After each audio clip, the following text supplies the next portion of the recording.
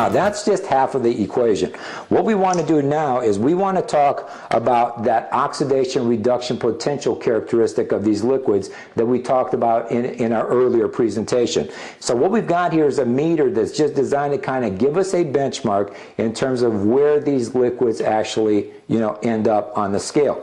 And also keep in mind, the higher the oxidation reduction potential number is on the positive side, the more oxidizing effect that liquid will have. Now on the flip side, if there's a negative number, the higher that negative number, the more anti-aging, antioxidant, anti-inflammatory properties that water will have. So let's go ahead and test these liquids and just see what happens. Now, as you can see, what we're doing is the first thing that we're testing here is the Sprite, and you can see the number is approaching 400 on the positive side, which means it has a very oxidizing effect on you. Now, I do a lot of work with naturopathic doctors and holistic doctors, and they all really caution the overconsumption of soda. Right next to the Sprite, as you can see, is the Gatorade. And what we're going to do here is we're going to check and see what the ORP value of Gatorade is. And as you can see, it's well over 400.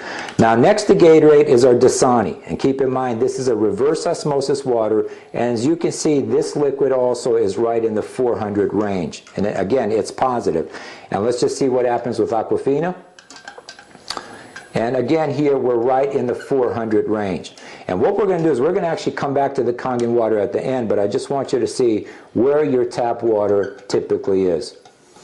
And the tap water also is right in the upper 300s, just under 400, as you can all see. Now, the last liquid that we're going to test here is our Kangen water, and as you can see, of all the liquids that we've tested here, this is the only liquid that has a negative oxidation reduction potential value, and as you can see here, it's right about a negative 300, and that's very important.